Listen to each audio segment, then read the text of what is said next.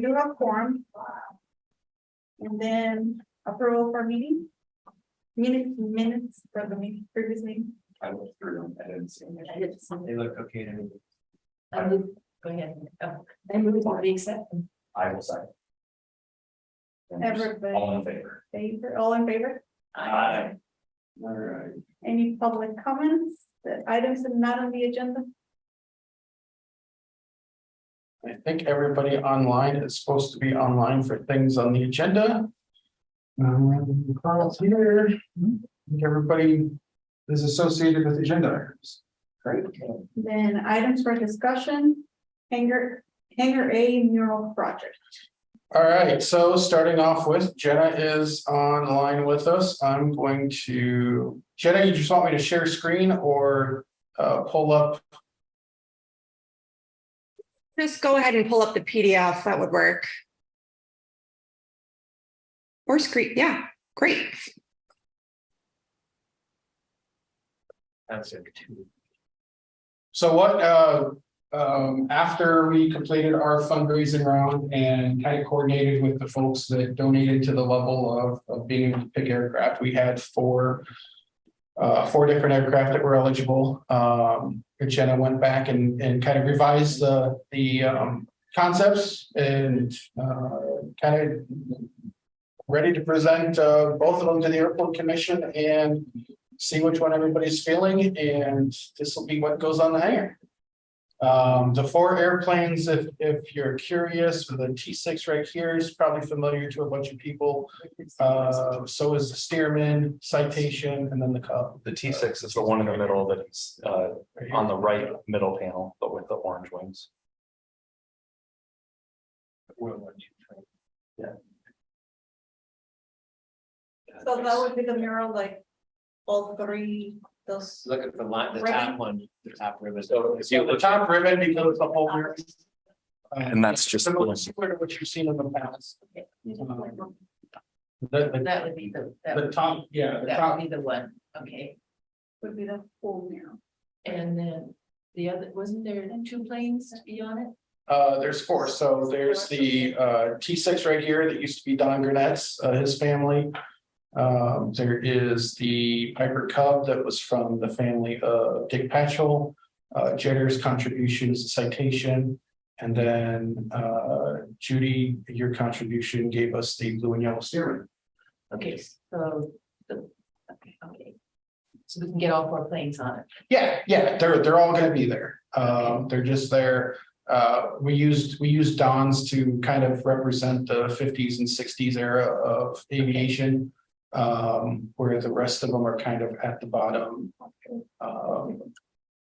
So what we're looking at now is sort of the background, because we know which planes are going to be on it. Yep. So this is essentially what you have. What you have in the packet is slightly different than what's up on the screen. Some airplanes have been switched around after a couple of comments, but this is, yeah, the entire ribbon, one way or the other, is what's going to be on the hangar. And so that was concept one. Concept one pretty much maintained the timeline. Feel, and then the other one was more of the natural look where honestly I kind of like this one a little bit better now. the way Jenna did it. It kind of has that sunset feel of everybody flying off into the sunset with the ribbon. I like it. Yeah, I kind of like that one.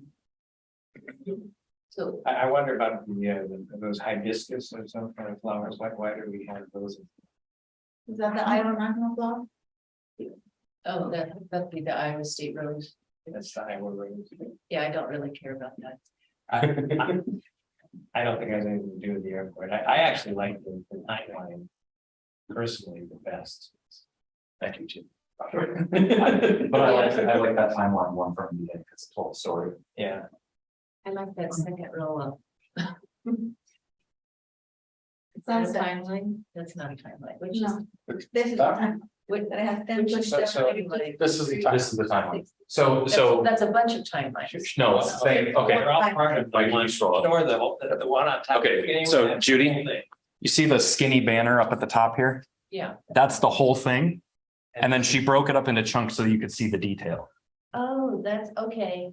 So that's concept one, Okay, I was thinking that, and then concept two is the one with the sunset or maybe sunrise. which has a Depending lot how more planes in pessimistic it. you are. Glass. I think overall it's the same number of planes. Yeah. Is there a way that we can incorporate the timeline on the other one, removing the flowers, and just what you guys like is a sky? What I always, my opinion with the sun, we'll go with optimistic. Okay. What Sunrise. I always liked about the sunrise one was the color, but what I loved about the timeline one more was that it doesn't get lost in the background of an airport, which is concrete, green, and blue sky. And that gets lost. But the other one gets lost in all the bright colors. No, it does the opposite. You'll like, you're drawn to that. You will see that when you drive by, like, I see the colors, I don't see the planes. really. Yeah. And when you have this long thing here, and they're gonna have to be small to fit, so you I have, mean, they're gonna be the size of the hangar. you don't have that many hangers. Yeah, we do. That entire You banner guys- is gonna go, no, that entire What thing? banner is gonna go across the entire building. Right, but still, so you break it into each one of these as a hangar door, No, pretty much. not necessarily. Oh, because of what is 5 hangars? Five hangar doors, plus you've got about 20 feet in between each of them. So you have, So you've so you got, have 5 hangars, 5 airplane hangars that when you lift it up, you're gonna lose that part of the picture. no. And the hangar doors are not shaped like that.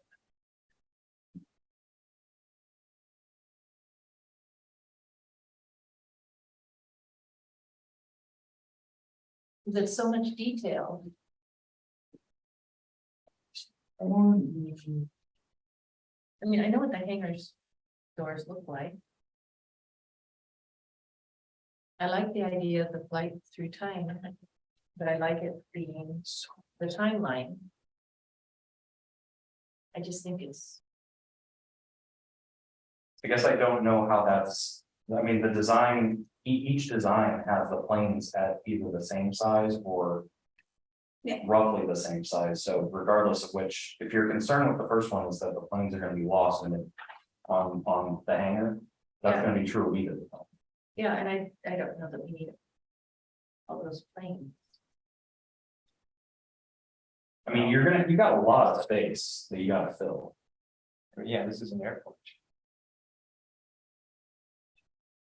Didn't we have at one time a mock-up of what Yeah, this On would the look like on building? the building? We it was the other, did, but yeah, I don't know if But I have still, it it on this looks- computer. I like all the planes. The background, it doesn't really matter to me, as long as it has the timeline. I could go with either or, whatever you Well, decide. so concept two is not a time. Concept two is. no, No, but if they add the years on those, on the I second mean, one, assume. concept, I like the timeline.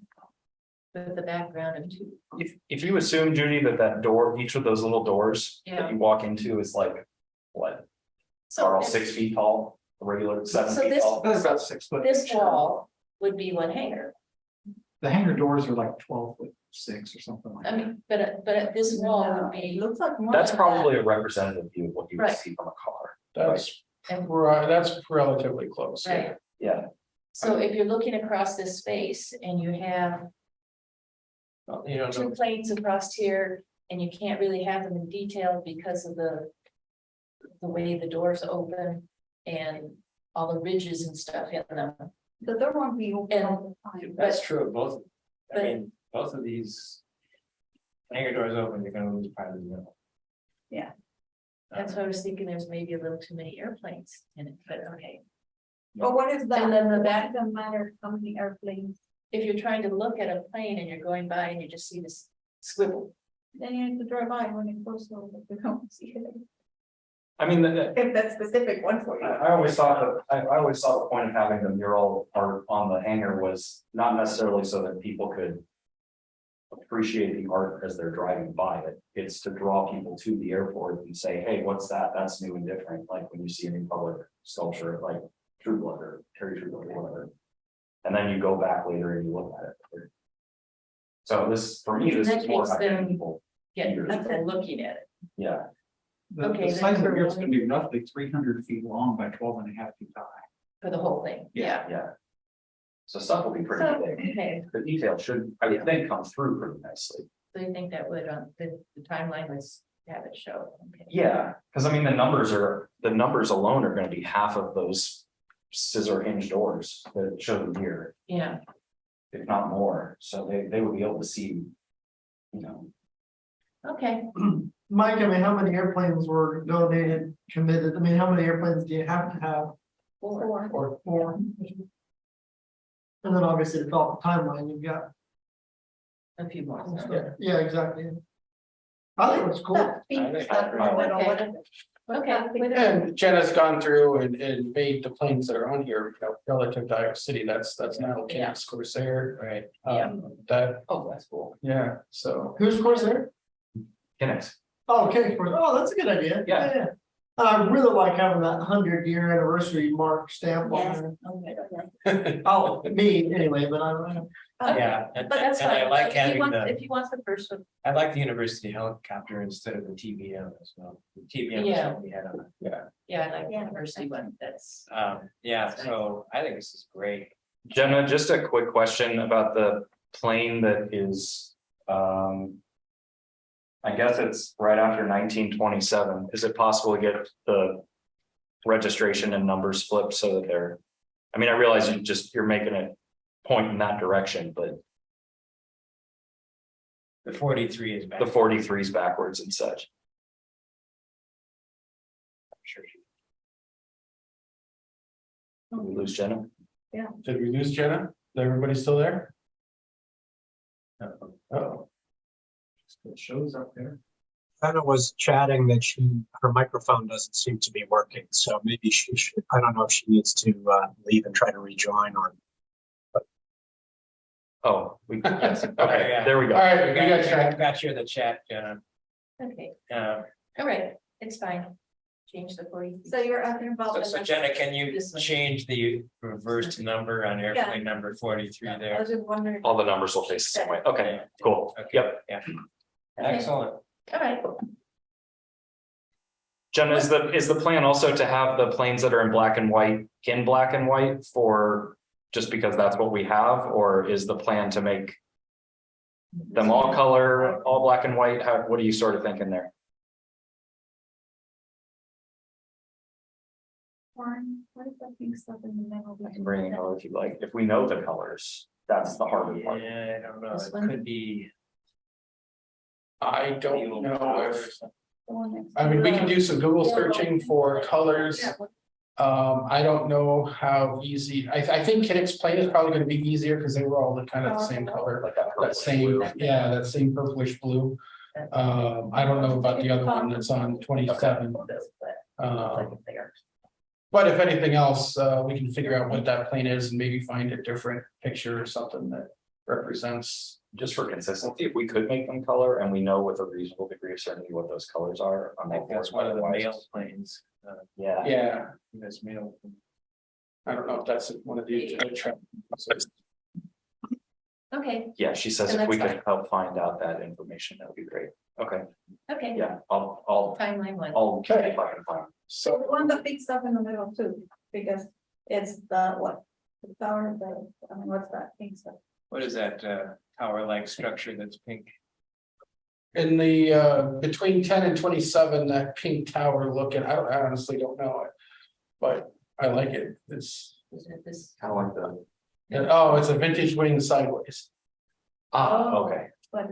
There you go. Like that. Oh, I see, yeah, the cross bracing of the. abstract representation of the plane to add to the aesthetic of the abstract background. Okay, yeah, Okay.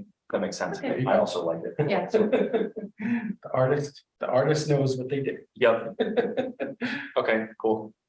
So it sounds like consensus, we're all on the concept one, the timeline, and from here on out, that's what it's gonna be. So we'll work with Jenna. And Jenna, if I remember the email, Was it the first week of September you were planning on working? Right after Labor Day? Yeah. Okay. My only question is that like on the end where we have the, like some of the sponsor airplanes, whatever. On the end, do we want, oh, yeah, there you go. Like, do we want those to be kind of a little bit in a timeline format? It feels like the citation is kind of plopped in between. the two points. And maybe that's just me being like, I almost worried about having it like on the end or. I don't know. I mean, I'm sure we can work on like organization there, because, yeah, I think if we're gonna have, and I don't know, Switch it with the helicopter. Or, yeah, or, Of the biplanes, And then there's there's although these were all operated in recent years. you got a different image of a citation that's like the other direction? oh, yeah, I mean, we can do, oh, yeah, this year. We can send lots of pictures of citations. This is more so whether or not, Yeah. it's more so whether or not Location. we wanted it, yeah, what you guys have in mind, you know. I'm flexible, I just looked at it and thought, Switch it with the citation. you can switch it with the helicopters or just put it on the Any end. specific changes to aircraft since you change, if you have resources to show, that's helpful. All right, When you know, when she's gonna work on it, I'd love to just come down and watch if she's doing some of it, just Okay. to see it, Yeah. like, I think that'd be Yeah, we helpful. So, yeah, we'll work with Jenna and get some advertising out there. We won't do any community input type stuff, but yeah, we'll let people know what's Everything going on. about So moving the steerman folks wanna, between, like, at plane number 2 and then the helicopter number 3, citation number 4, like. If that worked, yeah, I just was glancing at it, started thinking, maybe we should mention that. Which comes Well, first, the steerman or the cub? The Cub would come first, Okay. if you're a real snob like me. Yeah, that's right. everyone knows. So- you're a snob. so I understand what's going on. Are we just asking to swap the steerman and the citation? Is that the? I think so. Pretty much. I think that would pretty much, Okay. Just to put it more in chronological order. it Okay. kind of followed the same feel across it, maybe, yeah. Okay. Yeah. Yeah, that's an easy, I think, at least I don't want to speak for Jenna, but that feels like it's an easy, The Yep. other thing, it's kind of built. From all of them in the end, and in the very beginning, there's a lot of space that seems between the timeline and the actual airplane. Oh, I kind of like that. Okay. 'Cause But it starts what I off don't like is small, that that's all of really the busy. ones that they donated money are all front down, so it's kind of like. I mean, Oh. technically, you could put the Cub in this area, but I mean, does this specific airplane have historical significance? So we think Yeah, it's available. yeah, I think that's an. A mail airplane. Yeah. Sure. That's fine. Pretty sure that's one of the travel airs, but The Boeing something or other, or no model. Or something. Yeah. Yeah, and that's fine, I just was curious. No problem. so, yeah, Jenna, I'll send you an email with the updated details, kind of the final request, but sounds like we're there. So you don't care. that Great they're all job, front Jenna. down, right? Yeah, don't care thank that you they're very all much. front No. down, Right? At the end, no. How long will this process take? I would imagine it can be a long process. 3 to 4 weeks. There you go, 3 to 4 weeks. All right, cool. It's not bad. That's pretty fast. Yeah. Business That's days. Okay. Anything else before we let Jenna go? No. Okay, thanks, Thank you. Jenna.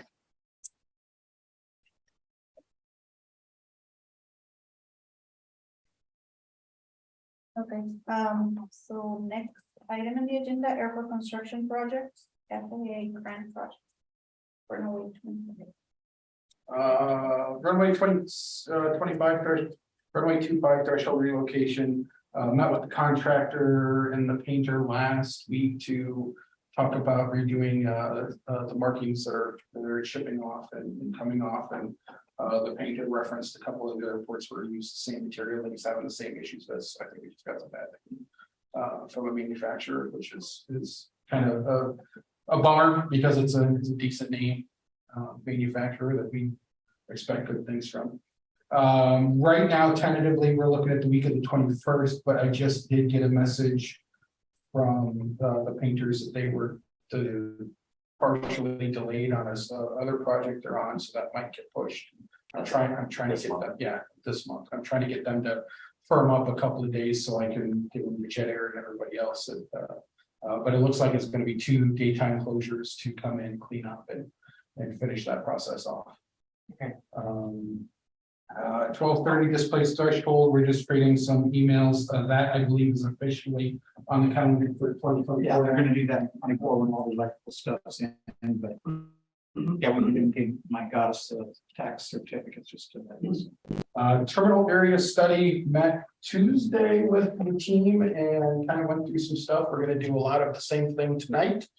Let me close some stuff out and change what's going on here.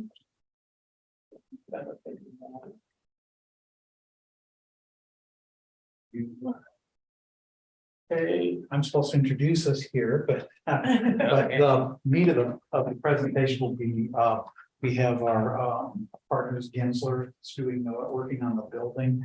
And then Ryan, Jeff is probably leading the action for, and Carolyn are both the prime people working with the Gensler, and they're going to go through the building program and where we're at to date. And then Ryan Anderson, I think, is on. Yeah, he's on, and he's our landscape architect. He's been working with the Gateway concept. So we're working together to tie those two together, and we'll kind of go through the whole program here. So, whose screen are we using so that I can make you co-host and you can share your screen? it's I think that'll be me, yes. Okay. I'm going to turn it over to Jeff because they are leading the building portion of the project. Thank you. There you go. Okay. You should- screen. So I'll try to share screen.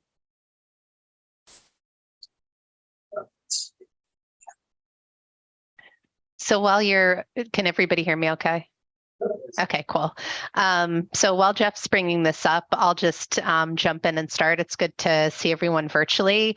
Since we met last month, 3 weeks ago, the team's been busy working on just some preliminary massing concepts and turning some of what we had discussed into a program to respond to. So Jeff, if you want to advance one. Tonight, we'll talk through the building program and some of the design options. Ryan's going to talk about the site and gateway options, and then we'll conclude with schedule and next steps. So maybe what we can do is run through the building program and design options and then have a discussion, and then we could toggle to the site and gateway options and do questions. So getting to the next slide, which is a very exciting slide with a lot of little numbers on it. This indicates what a proposed ultimate program might be for an improved or new facility. What you see on the screen on the left of each of the columns is the proposed program. On the right of each of the columns is the existing program. So going from sort of the top down, we started with the ground floor waiting area. And one of the things that we had talked about was, the waiting area seems good, but maybe it would be nice to have a little bit of an expansion space. So we added that into the program. And that would sort of, tally us up to a little bit over 1,200 square feet for the waiting area. Don't worry, I'm not going to go through all of this line by line, but I'll just hit a few big items. The next category is the FBO offices. As we discussed, that was really the program that seemed today to be the most undersized. So the program that we developed, which has 9 offices, a support room, a reception area, and a training room, plus a grossing factor, came up to almost 1,800 square feet. That compares to what's about 900 square feet today. So that program increased 2 times in the new program. Similarly, we outlined areas for a pilot area, airport offices, and then going to the right, slightly improved simulator space, toilets, and then we have a future growth area just to make sure we're not undersizing the facility on day one. which is basically the equivalent of 400 square feet. And the grand total is of the new program is approximately 6,800 square feet compared to the existing facility today, which is about 5,000 square feet, which tells us that if we were going to do an addition, it would need to be about 1,800 to 2,000 square feet. Again, I'll just say the new program is an idealized program. So if we were going to start from scratch, this would be all of the sizes. If we do one of the renovation options, and we'll go through the options next, we might not be able to realize offices at the same size because we might be reusing some spaces. So again, this is sort of a target program that we'll validate as we develop the options. I'm just going to talk quickly on the next slide through the options. Again, last month we discussed, the goal of the contract, which was to really outline 4 different scenarios. The first is like a do nothing scenario, right? We keep the facility exactly how it is and play that down the line. Option 2 is we do a light touch renovation, but don't change anything in the existing envelope of the terminal. Option 3 is doing a substantial renovation and an expansion. So that's where we would really be able to add that 1,800 or 2,000 square feet. And then the 4th is a replacement terminal and complete demolition of the existing terminal. With that, I'm going to hand it over to Jeff and Charles, 2 designers that work on aviation projects with Gensler, who are going to sort of walk you through some of the plans and just basic massing options that correspond. Okay, great. Thank you, Carolyn. Can you hear me okay? Mm-hmm. Yep. Okay, so basically what we want to show here is just sort of a comparative size and layout arrangement possibilities for these schemes. So obviously the do nothing scheme, as it's termed in some of the language, basically this is the existing conditions of the building. Some of the slight disconnects between 722 square feet versus 800 or 900 square feet. Those are usually around what we call the grossing factor, which is it has to take into account the thicknesses of walls and mechanical spaces and the kind of exterior envelope. So these are the kind of usable net square footages inside the building. So as we can see, obviously, with that idealized program, we're 1,800 to 2,000 square feet short with this. If we move to the next one, the light renovation, basically that would presume, okay, we're leaving the building as is. What can we do to the existing spaces to clean them up? They can certainly be renovated. They can certainly be updated. We'd also love to think about ways maybe to bring some more light into the existing spaces, but also being respectful of the existing envelope of the building. So we would want to do that carefully. But I think when we looked at this, maybe there's some minor things that we could move around here, the lounge and the airport offices. But basically the spaces as they are laid out now, they're in about as efficient a position as they can be, given the limited square footage of the existing building. Charles, anything you want to add to those 2? No, I think we're doing great. Just establishing, our kind of menu of options in the range. So starting off with the do nothing, moving forward. Great. Okay, and you can see, for instance, one thing to notice, like the meeting room and the waiting lounge are sitting on top of each other. The waiting lounge is a little bit smaller because it's got the vestibule that goes to the exterior, not to the runway side. So, okay, so now as we look at, okay, if we want to add to the building or if we want to begin to accommodate the new program, how would we strategize? Well, one way is, okay, let's try to respect the existing form of the historic building and we understand that the FBO offices really is the big piece of the program that gets a big jump in size.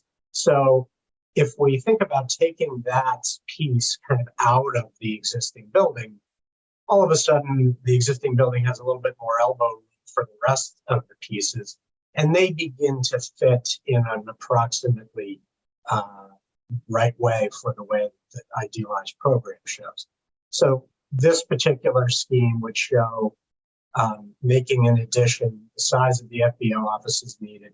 We've got about 80 feet between the maintenance hangar to the south and the edge of the building.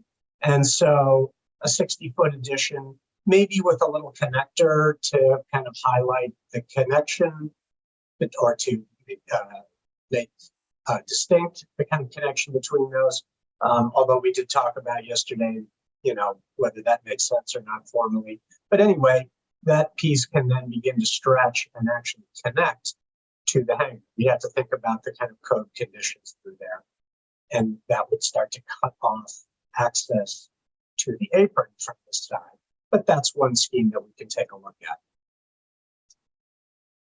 I'll move to the next one, which is basically the same kind of strategy, but let's think about the offices on 2 stories. So now maybe there's a bit of a dialogue between this shape and the kind of central portion of the existing building, which we know is kind of valued and picks up some cues also in the things like the City Hall and other work by this architect. So anytime you put the addition on 2 stories, of course, there's a lot of things that you gain, some efficiency in terms of the amount of roof and foundation you have to buy, but there's a little bit of loss of efficiency on the interior because we would need an additional egress stair and some other things. But that's certainly another scheme that we want to step. Okay, so I'll keep going. So another option that we are thinking about is if we want to try to maintain a kind of contained footprint of the building and keep everybody with direct access into the waiting lounge, into the central portion of the building, and maybe take the one wing which is towards the maintenance side. It makes more sense for the FBO offices there. Maybe we think about removing that wing because it is quite small. It could begin to still maintain and highlight this nice portion of the existing terminal building. And this can be done in a way that can be amenable to the existing architecture. So we tried in this particular scheme, if we stack the pilot area, the simulators, a little bit of mechanical space on top of the FBO, if we wanted those to be, to have footprints that kind of align, that would shrink the FBO offices. We were talking to Mike yesterday and asking, confirming the size of that FBO offices. They did confirm that, so we would probably just stretch this.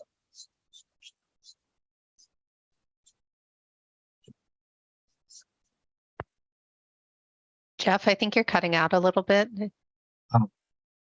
Okay, how's that? Better?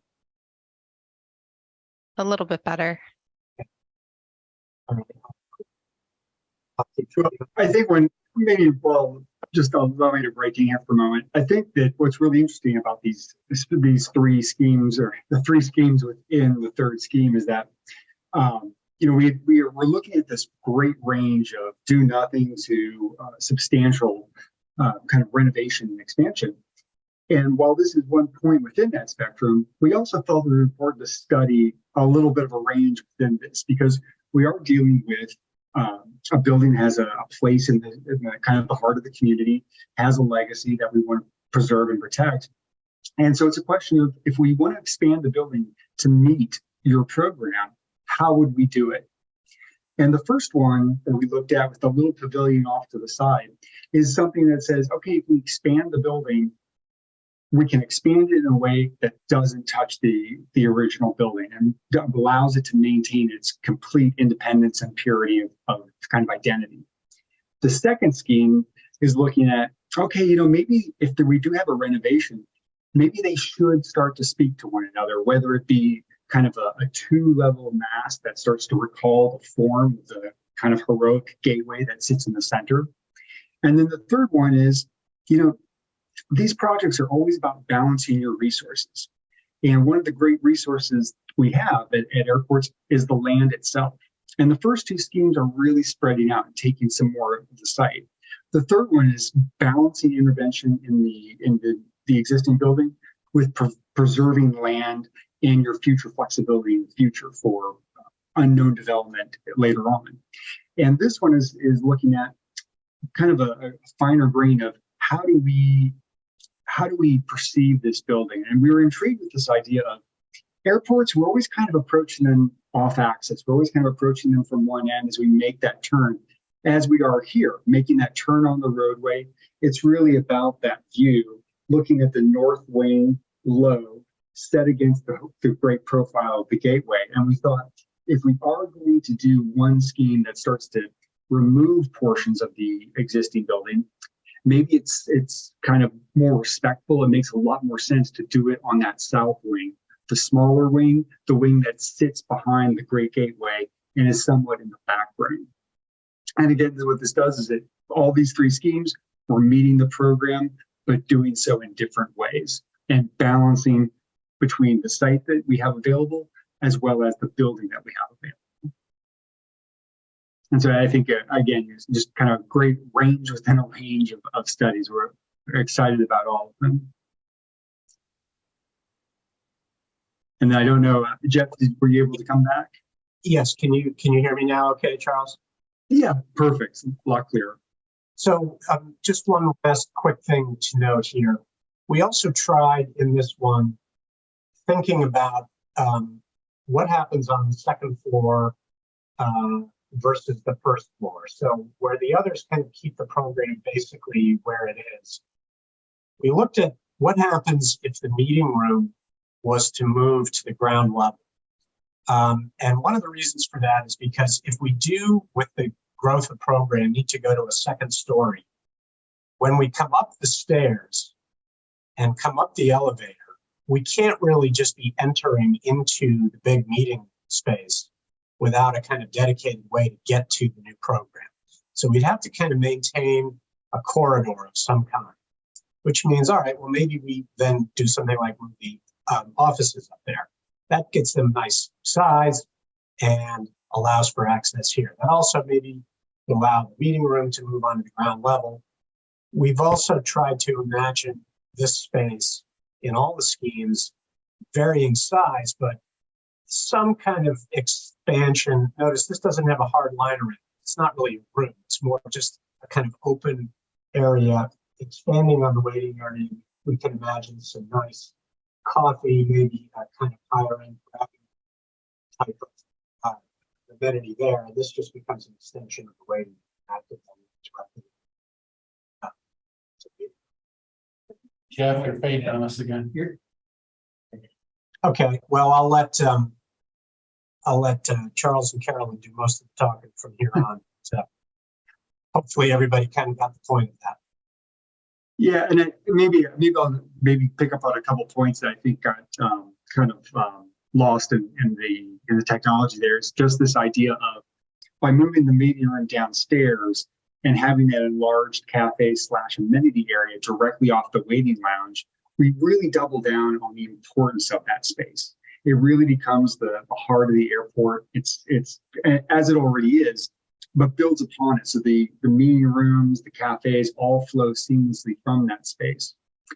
And one of the things we talked about yesterday was, you know, is there a possibility for maybe larger windows or new doorways off the meeting room, so it could flow into perhaps some exterior space that we'll see later on with some of the landscaping ideas. But what's so great about this, of course, is again, that we really make that place, that center entrance, have everything revolve around it, have it continue to be the heart of the building. And I know one of the things that also we looked at on that 2-level extension was, of course, moving the pilot areas up to the 2nd level, where they could have their this then transitions the 2nd floor into more of an administration and services area with the pilots and the offices. So we keep we almost kind of like rationalize the section of the building. The first level is very public. The 2nd level is very kind of task focused.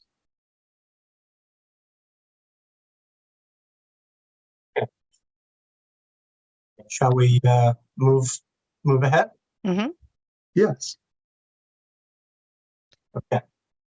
So I will touch on this quickly. So the 4th option was demolition and replacement, and we have Renee on the phone. She's the historic resources specialist. While I was on vacation, the team had a call with Renee just to understand what some of the limitations and opportunities were with the existing building. After that conversation, we were a little bit hesitant to kind of sketch up an option 4, which is complete demolition. But after talking with Mike earlier this week, I think it's something that we will actively pursue in advance of the public meeting next week, just so we could kind of fully weigh the pros and cons of renovation versus replacement. Obviously, there's going to be some challenges in potentially demolishing the building. There are also some challenges with renovating an existing building that needs big improvements to mechanical systems and envelopes in order to be energy efficient and meet sustainability goals. So we want to make sure that we have an apples to apples comparison between renovation and replacement. And I think that might be the end of the section. Is that right? Yes, we can maybe just comments. Yeah, so maybe we'll leave this up, and if we want to have a bit of a discussion on some of these items, do you all have any questions or comments on any of the options? To what extent has there been any sort of evaluation as to how feasible options 3A through 3C are with the existing building and what its structural wellness is? The structural engineer that visited, took measurements and everything. I have not been able to get in touch with him for the report. I've seen his report on it. Okay. But he did evaluate the existing building to see if we wanted to move up, if that was possible, or what would need to be done to move up. Hopefully I'll be able to have something before next week. Okay. So at this point, we don't know how feasible these options are based on the structure of the building, but we're waiting. That's true, but let me just point out a few things. We had a few other options that we didn't include here, which showed building on top of the lower existing structure, and we just decided, even without input from the structural engineer, we didn't think that those were, a way forward. So options 3A and 3B are working completely outside of the footprint of the existing terminal, so no impact to the structure with the addition. And option 3C is demolishing a portion of the building and building new. So again, the only impact would be to basically like the expansion joint in between the new and existing construction. That being said, renovating the interior spaces, I think as Jeff was going through the first slides, he may have pointed out there's an existing bearing wall, which is basically like the line where the restrooms are today. We know that we cannot do anything that changes that line of exterior or interior walls there, because that will definitely impact the structure. So any renovations we do to the existing building are going to have to keep all of that intact. Is there any difference on the 3A, B, and C as to potential funding? Because if we put the FBO thing separate, does that mean that we can't have funding for it? Or by having it mixed, one level of different from the other level, does that change our funding options? Because these are still airport terminal pieces, it doesn't change our funding availability. So we could do any of those options and we'd be okay. Based on the way the grants are awarded now, yes. So option 3C, I like the idea of opening up the space between the rooms in the old part of the building. And we can do that then without compromising a load bearing wall. Is that correct? Yes. Right. And maybe we could even have glass walls like between, for example, the meeting room and the other public spaces. Yeah, that's definitely an option. Uh-huh. I mean, one thing we could also do to look at is actually not only glass walls but operable walls, basically kind of sliding panels that would be able to open up the spaces contiguously to one another to actually have one large space should the need ever arise. That gives us a lot more options in terms of how we use that meeting room. Mhm. And then I guess I also like the idea of a place, at least a counter where we can have coffee machines and trays of cookies or whatever. Mhm. Yeah. Hey, I'm just going to make like a geeky comment, and it's a life safety comment, and we will fully vet this if we move forward with this scheme.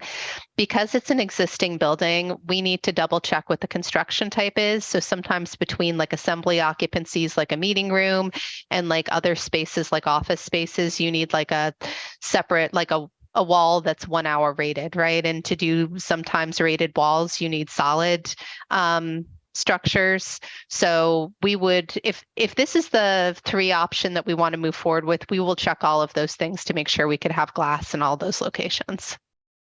My question is, if we have everything downstairs like that, what about the connection with the FBO? Currently, everybody checks in with them. And So there's a lot of connection with them, being right at the entrance to everything. And suddenly we're moving them upstairs. That's something that we have, I mean, we just thought, I mean, that's one of the things, these are massing areas. Details will have, I mean, you have to have a counter when they come in to get fuel. Well, it's showing it on the first floor. Yeah. So that wouldn't be a change. My question would be, at one point we talked about showers for the pilot area, so we are having the restrooms in the first floor. And then we have the pilot in the second floor. Do we have any restrooms upstairs as well, or no? They would need that. Yes, we would have that in there. The other question I noticed, you're projecting a 300 to 400 square foot deficit compared to ideal. Couldn't we just make the building a wee bit longer and then you don't have a deficit? I think the thinking, yes, we could do that. The thinking behind that is that the program for upstairs was not the same size as the program for downstairs, which means that the buildings would be like, the first level would be sort of like a bit of a wedding cake structure compared to the upper level. But as Jeff and Charles have shown in that level 2 plan on the right, there's like a little green strip, which I think was supposed to be an outdoor space anyway. So we could do more of that, and it might be actually a nice amenity. Yeah. My other question is, at one point we talk about one of the designs. And I don't see it in any of the options, so I don't know if at one meeting it was dismissed, but not replacing both sides and just keeping the middle of the building. That gets into historical stuff. And I think after further consideration, we thought maybe it made sense to stack the new construction together. So we did not have to do new foundations and footings in both locations, because that tends to get really expensive. And Charles, I think you had some thoughts about the view of the building approach too. Yeah, and that's what we were talking a little bit about, specifically about this option, was trying to balance the historic integrity and the historic profile, like keeping at least the north wing, and then building the south wing and rebuilding the south wing in a more consolidated footprint. Is there a possibility to, just renovate that side and kind of lift the building ceiling a little bit higher? And that's that would still be conflicting with the historical portion of it? And be structural. I'm sorry, are you talking about renovating the north wing, the longer wing? The oldest one, yeah. Mhm. Yeah, I mean, I think we could look at I'm sorry, Caroline. No, you go ahead, Charles. Yeah, no, I think we can look at it. If we were to, I think I heard you ask if we could kind of raise the roof level. I think there's two things. If we're looking for, first thing we would do is we would look if there's the ability to raise the ceiling within the structure, within the kind of envelope that is there today. That's probably a lot easier. If we were to try to raise the roof, that would involve a lot of structural work, where we would have to kind of actually take the structure out, build up the structure to do a higher roof level. We might be able to do a few skylights though, like that might be Yeah. like a compromise solution to bring like light and like some added height where you want it. And the outer walls, I assume those are load-bearing walls as well. Can we add larger windows looking out onto either the land or the flight line? On that old north part of the building? Like where the meeting room is gonna be? Mhm. Yeah. We'd- I was going to say we'd want to consult with the structural engineer for sure. I definitely think there's the option to do that. And I think that level of detail is gonna come with, once we have kind of a game plan for just what the footprint is gonna look like. Once we have the footprint figured out, then more of the detail will come into place. Like, that meeting room that wraps around the corner, is it a big single meeting room? Or, we talked about having, the smaller meeting room where you have a table and like 6 chairs for, just a small meeting setup versus. And I think those details will come out as we figure out the larger footprint. And some of that could be in the FBO office. Yeah, and some of that could very well be on that side because, they're We gonna use it need, for teaching. they're gonna need, you're gonna need classrooms, Matt's gonna need meeting rooms for sales or other conversations. The reason why I was thinking about the raise of the ceiling, so it wouldn't look so enclosed. And we also talk about possibly putting out as a venue for either a wedding, small wedding, or whatever they need it to be at one point. So I think that if we raise the ceiling, it doesn't feel so enclosed. And then we add the windows, it will add a great Well. lighting. But I mean, not raise it the size of this. No, but I think That is what what Charles, he I think was what Charles mentioning. was saying is that like, there's a lot of structural stuff that goes into that, and that may make that not worth it. One thing that we will be having to look at we're fairly early yet in this massing. And some things that we're going to have to look at and are just getting into are that when you start getting into significant upgrades, the cost benefit of that versus completely remove and replace may disappear. Yep. And there are maybe some advantages with, and I'm not leaning anyway right now, but there might be some advantages of new facility in terms of sustainability and energy efficiency and everything, but there's no way to realistically get in this building. And then there's other things that as we were talking about, well, is this eligible, that they do have, you have to define what areas are federally eligible. And we also need to look at what makes this project more attractive and more competitive in getting the funding. Because there are certain things that the grants look at, like energy efficiency and sustainability and access to disadvantaged and disabilities and things like that. So we need to do what we can to maximize our competitiveness to have a better chance of getting it actually funded. So I totally get where you're coming from. And I know how unpopular some of these options could be. But to what extent do we need to have multiple options that are viable and then scored based on how we think they would do during the grant process, so that the commission can make decisions about it? Because what I fear is the commission is going to be hell bent on keeping this building come hell or high water, and then we find out that, well, the energy efficiency is gonna be trash, and also we're gonna get scored way lower, and then you have the option of a new building. And, you know, it's like, well, the FAA may throw money at this because it checks all of these boxes. And that's what we're going to have to look at. And Yeah. we'll I get you that information for. I think what we'll do in an upcoming meeting, and maybe probably the next one, because we need to do it sooner rather than later, is we'll bring down essentially the application itself. Yeah, Let everybody see what's in it and how it's structured. And, that would kind that of would walk through really it that help, way. yeah.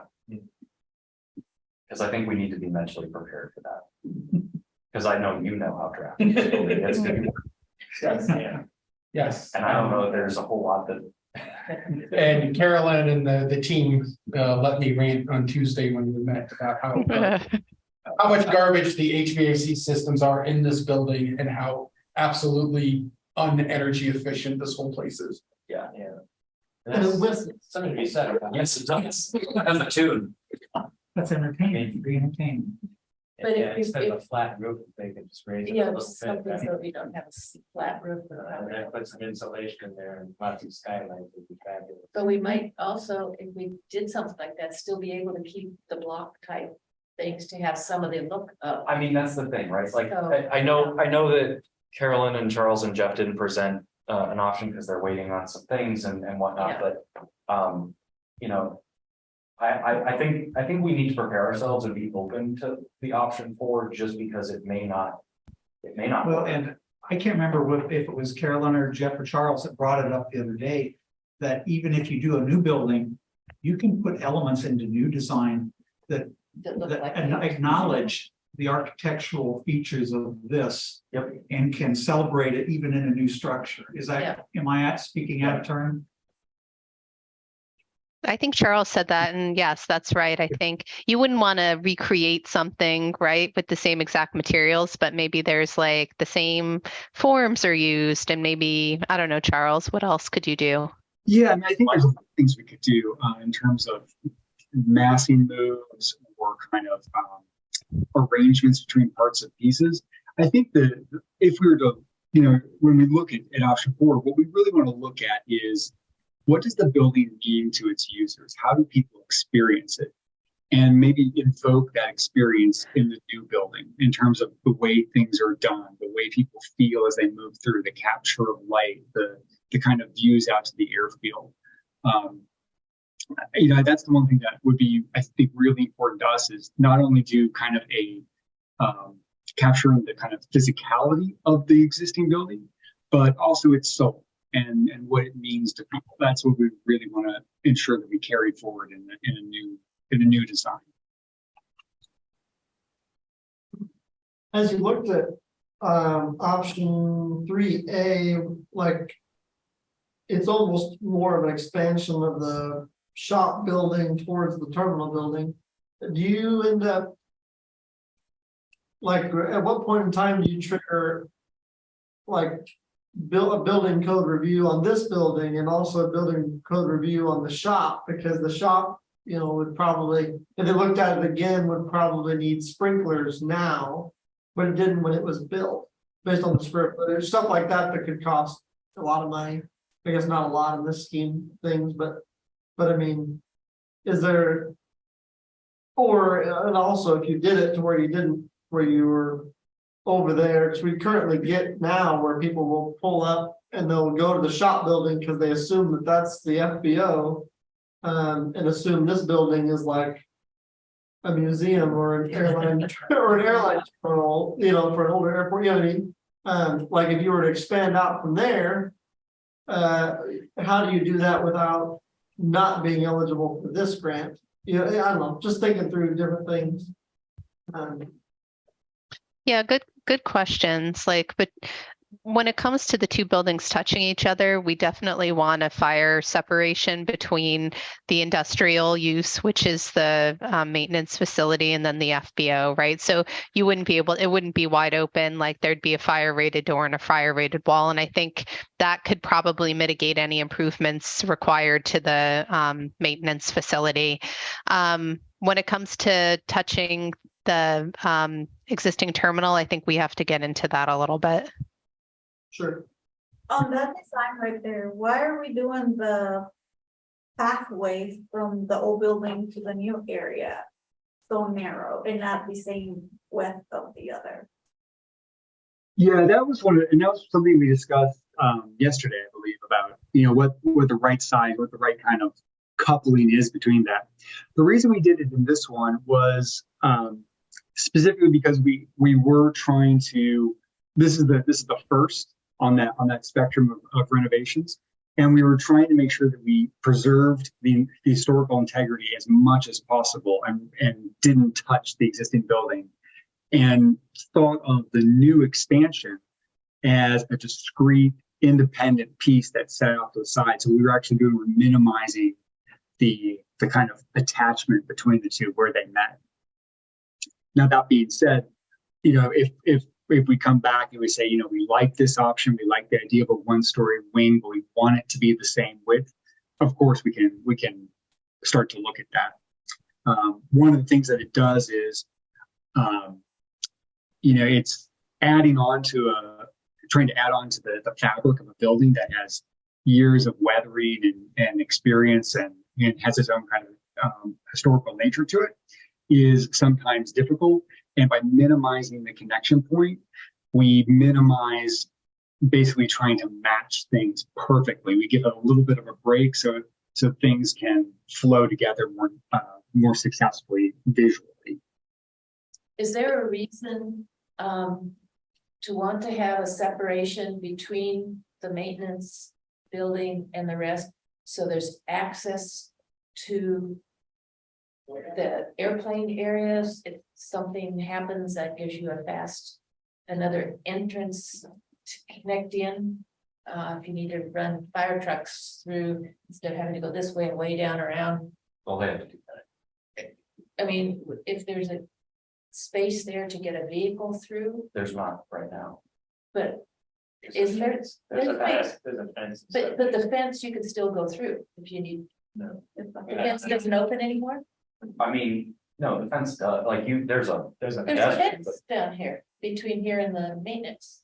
You will you walk through on the side, but not. No, but, There's a oh, manual, so it's just a person, a person. it's not an accent, so No. you're not needing it for anything. Okay, never mind. Be handy to have that. That's the I thing, actually- it might be I nice to have something. I like the that. look of having that, that separation. But I also agree, it could just be set back a little bit, not maybe quite so much. You could maximize the square footage of that and. But I like the sleek look of this, I have to say. So Yeah. just to kind of I reset, like the lower. like, what are the expectations of the commission with this? Like, what are we looking for? Are we looking for input? Is this just kind of to highlight the options? Actually, no, we are looking for input, in terms of what is laid out here, in terms of, what you guys are feeling in terms of look, in terms of feel. I think these are all great input, questions that the Carolyn and the folks got to go back and take and consider. If we're completely off base in the thinking, that's something we should know too. If there's a different way you guys want to tackle the space setup, again, the reason it was, we're focusing on the south end was to preserve the style of drive, and again, this predicates that the option is to do a renovation as opposed to brand new. But why it's all on the south side here is to preserve the look as you drive in of the original building. Yeah. If that's not as highly needed, desirable, whatever, or if you did want to look at something on the north side, this is kind of the time to say, let's step back and maybe take a look at some different options on that side.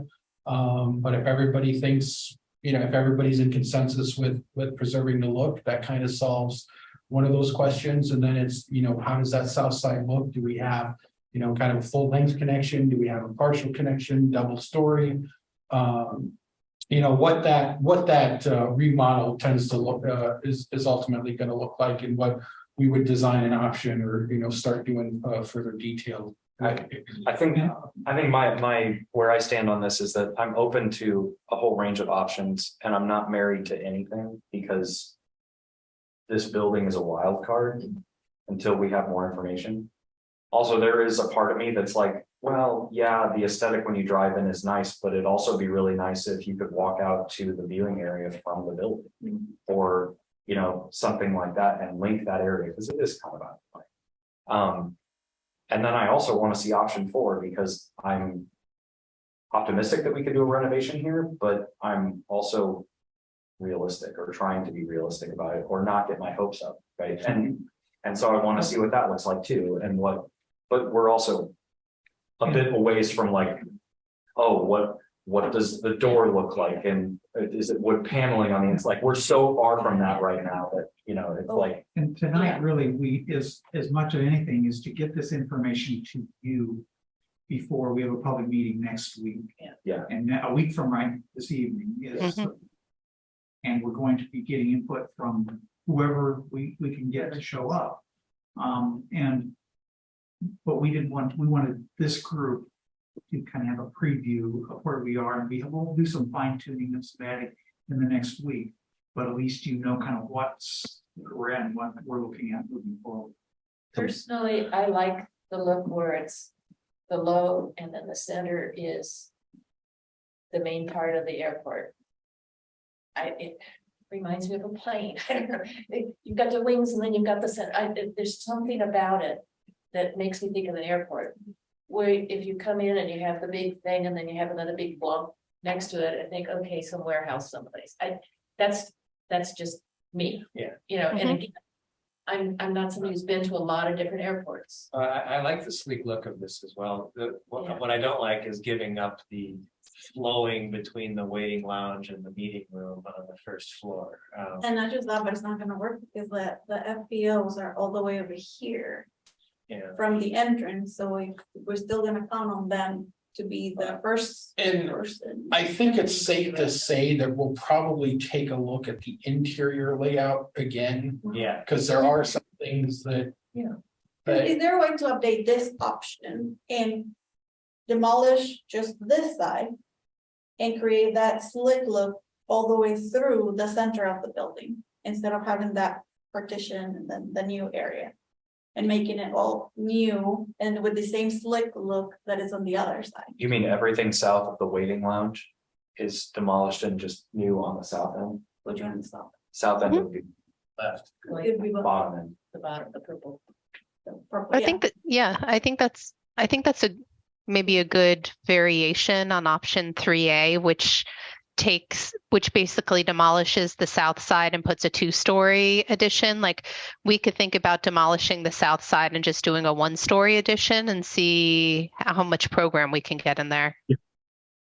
Just as updating this option specifically.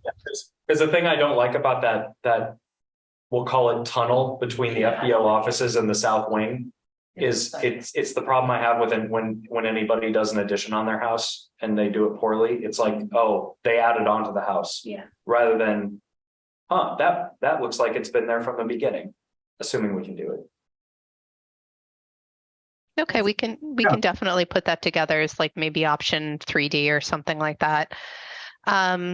So yes, to Carl's point, we are planning on showing these and then option 4 at the public meeting next week for comment. Ideally, after that meeting, we could have a discussion and narrow this down to one option 3, like whichever preferred option 3 it is, and continue working on the interior layout so it has a little bit more definition. So that would be our hope for outcomes from next week's meeting. And by then you'll have the structural, so you know which things can't be done. Hopefully, Carl, we will have the structural by next week or shortly afterwards. So would you also be updating 3B and kind of doing the same thing? Like getting the building from the center all the way down till the end of the other building or the beginning of the other building? We could do. From the middle of the terminal to the beginning of So the. it doesn't have that little indent. Yes, so yeah, this portion, yeah, the area and make it just one. Like we just talked about a 3A, but Mhm. one boat just with the 2 floors. Are you still suggesting demolishing the south side in order to do that, or just moving that? You're talking about taking basically this layout and extending it all the way down? Yes, Okay. for both options, like one for 2 floors and the other one for just 1 floor. So it will keep the slick look that you mentioned. Gets like rid of that kind of indent in between Yeah. things. Get rid of the walkway. The So, walkway. yeah, basically what we're saying, what Electra's saying is option 3C. Do that all the way across, but as either a single floor or as a double floor. A 2-story. Okay, I think we could do that as a variation. I think, sorry, go ahead, Charles. No, go ahead, Carolyn, I'm sorry. I think for just, input purposes, we should at least leave 1 or 2 schemes that don't touch the existing building and just do an addition. So don't require demolishing the south part. Yeah, that's fair. That's fair. So you mentioned an initial conversation on the historical side of things. And can you just elaborate on that a little bit more? It sounded like there was potentially a red flag or at least a caution flag or something like that. Well, there's a number of things in play at the federal level, and we went. I don't mean to jump on anybody's toes. We went through a similar process when the airport demolished the United hangar. We had to preserve the history.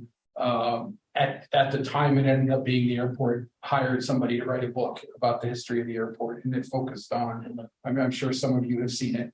It kind of had a focus on the United hangar in that era. There are things we can do. It's not like a wall you hit where you can't do anything, but there are extra hoops that would have to be jumped through to clear that. And there could be other pushback because again, this building it's eligible to be a registered historic landmark. It is not registered anywhere. So that part doesn't exist. And That probably. if there's anything else that I missed there that you want to throw in, please feel free. Renee, this is sort of your area of expertise, so. Yeah, sorry, I was trying to find my unmute button. Can you hear me okay? Yes. Great. Hi, Renee Barnes. I'm an architectural historian that works for Bolton and Mank. So most everything you said is correct. It is an eligible property for the National Register of Historic Places. I believe, yes, it was determined eligible, I think, during that whole demolition. It looks like the whole airport was looked at for eligibility as a whole, and then also individual structures. And from that survey, the airport building, the terminal was determined eligible. It needs to apply the Section 106 laws, which means you have to kind of go through steps to determine if there's going to be an adverse effect to the property, if your project will cause an adverse effect to that property. Like they've been saying, some of the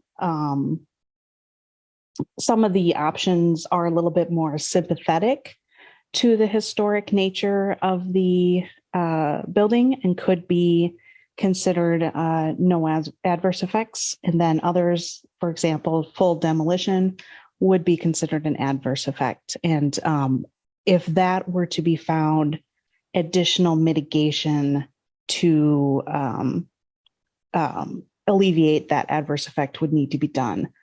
I don't know exactly. I have not worked on such a project in Iowa before, so I'm not exactly sure what those steps are or what kind of options there are. I know you'd mentioned just now a book that was created for the hangar that was demolished, so maybe it's something interpretation or some other options that could be there. I actually have tried to contact the State Historic Preservation Office in Iowa to discuss with them this project and see what options there are and what the process is. But I haven't been able to chat with them yet about it. But yeah, so that's basically the summary of it. If they were to come back and say that the foundation is shot or something like that, does that alleviate any of those things either? Or does that also trigger some sort of need to preserve it at that point in time? Well, it's not really a need to preserve it. I mean, it's whatever you decide. I mean, you can go ahead and demolish it if you want, if there's structural issues. It's just a matter of what mitigation would need to be done in order to preserve the history for the future. So somehow if you're not able to preserve the building itself, something would need to be done to preserve it in the future. Some sort of documentation, something. Okay. The other question that I had, like regarding timelines, sometimes when you do a Section 106 analysis, it could take forever, no offense. So if we are concurrently going for FAA funding, I assume that sort of has a shelf life as well. Like we can't get funding and keep it for 10 years while the Section 106 process is going through. So could you potentially advise on timeline to do like a 106 study as it might impact funding? Well, it wouldn't be the full 106 study because it's already been a property that's been determined eligible.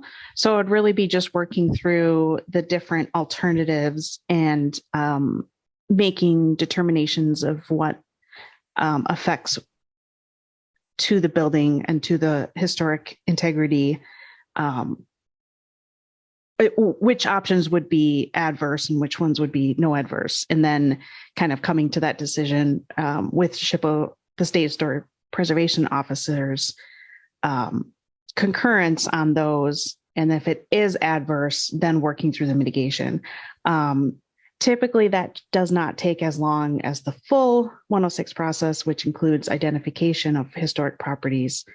But I mean, I hate to put a complete timeline on it because I haven't been able to touch base with the SHPO people, so I don't know what it takes for their process. But I mean, if there is any mitigation that would need to be done, we'd have to do an MOA. And I know typically in Minnesota, it takes anywhere from 3 to 6 months to execute the MOA. And then the documentation, whatever it might be, might take another 3 or so months. So it could take up to a year, but I'm hoping it's not going to take that long. Okay, that's good to know as we sort of like develop timelines for these options. Is there any, also just one other thought around the historic side of it and also the FAA side? If you did looked at option 3A as either a 1-story or 2-story, essentially extension or addition to the maintenance facility, and said, this is going to be our new terminal, quote unquote, leaving this terminal as basically a venue and, flight training offices or something, something that is ancillary, extra, and available for new stuff. Can you get funding that way? Do they, what do they look at from that standpoint? Just I'm wondering if that would almost be a path of least resistance that gives you a lot of flexibility. The bill funding's not really set up that way. Would be a new terminal building. Not with the maintenance shop. Well, You're talking about you connecting it to the maintenance shop and that becomes a terminal, or it becomes a new terminal, and then this becomes a historical landmark and venue and restaurant or whatever you want it to be. Like, does that give you any flex? Because then you could have still offices for flight training business, even separate from Jet Air or a rental car company, or you do all sorts of stuff out of this building. But anyway, I was just trying to think through, is there a way to Get around it. But yeah, I mean, do you call it, you make a new terminal without messing with this terminal? You know what I mean? I'm not. But then the terminal will still need updates, right? at that point. You're This right, one you'd have some so- sort of, you'd still have to probably apply for some sort of funding to like. Give this a facelift on the inside. Yeah. But it's more so like carpet, and floor. It's not like. Well, we design- maybe I think to make it more efficient and accessibility and. I think what you're, I don't think I get what you're trying to do, but what your arguments against it are you're losing functionality because all you're building is office space. And your terminal building is now just 100% office space rather than community venues or pilots lounges or. Well, I would do all those, I would add all those things over there. I mean, I think you probably square footage wise, you got 1,700 square feet. If you did that 2 stories, you're at 3,500 square feet or so. That you can have that doesn't even touch the current FBO building, and you can have pilots lounge, meeting, you know, all sorts of stuff over there. But It's it's still, just the normal terminal. it still wouldn't solve the problems that this part of the building needs major work. Yeah, I don't know the answer to that part, Yeah. other than if they give you a hard time about being able to do much. I mean, you want to increase your rent by about $3,000 rent the whole building? Well, I mean, that's. I'm just saying, if you're gonna tear it over and start over new, you could start over new without tearing it down. That's all I'm saying. Yeah. Yeah, I mean, potentially.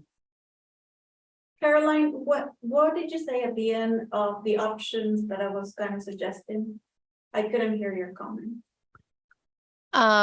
So I think I think we want to maintain some options that don't demolish any of the existing building, and then we want to have some options that do demolish that south side. So it would be good to have a mix just for, feedback from the public.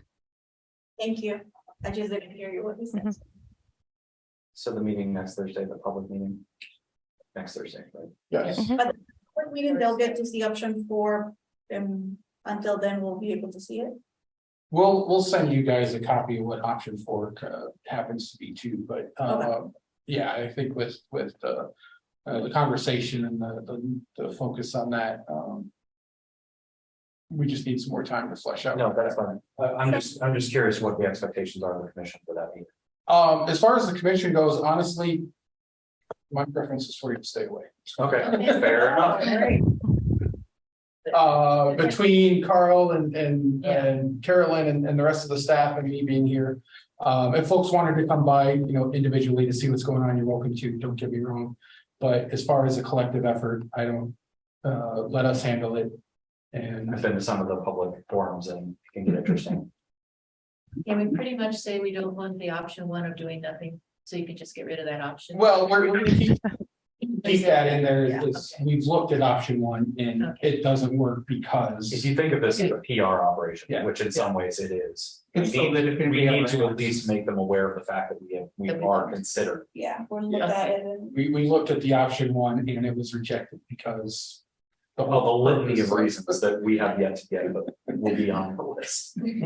Okay, thank you. We also have a portion up for the gateway. I know we spent probably more time than we anticipated on this. But I know Ryan is still here and we wanted to show you kind of some movement on towards the gateway also. So Okay, that's current. Ryan, are you still there? You didn't fall asleep? Still here. With bated breath, yes. So I'll kind of be brief here. Run through 4 different concepts, similarly scaled from least intensive to more intensive. Since we're doing this remotely, I'll just kind of organize the description from South Riverside Drive and then towards the terminal. Kind of move right to left on the screen here. So some of the things that we looked at are the existing gateway and how the signage and the jet are a little bit undersized maybe for the appropriate sense of arrival to the airport. And so we've explored a couple different ways to add some interest off of the road and draw eyes towards this, towards the driveway and the drive lane there towards the terminal.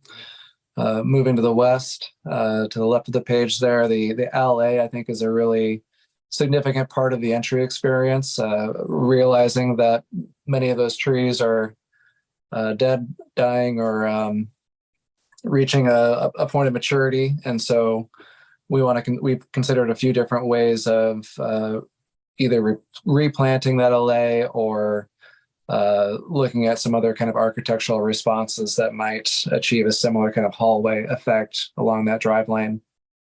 And then the kind of circle drive that runs around provides circulation to a number of different driveways and parking lots, and it feels a little like there's a lot of different spokes off of that wheel. And so what we've done in most of our concepts here are looking at different ways to organize that loop drive in ways that make for fewer kind of potential vehicular conflict points. We've also considered pedestrian access from Riverside Drive across that circle drive in different concepts as well. So without further ado, I'll jump into concept A. So this is the least intensive, as I mentioned. So the kind of edges of concrete are largely unchanged, with the exception, and you'll notice on each of these concepts, we've paid particular attention to the parking directly to the south of the terminal. That's subject to future discussion based on how kind of our architectural response develops as well. But the way that those cars are parked is it's not ideal. And so we've proposed some additional parking basically to achieve that same quantity of stalls and ADA compliance in this option. Also kind of focusing off the east side of the terminal there, eliminating parking directly in front of the terminal in favor of drop-off a drop-off lane.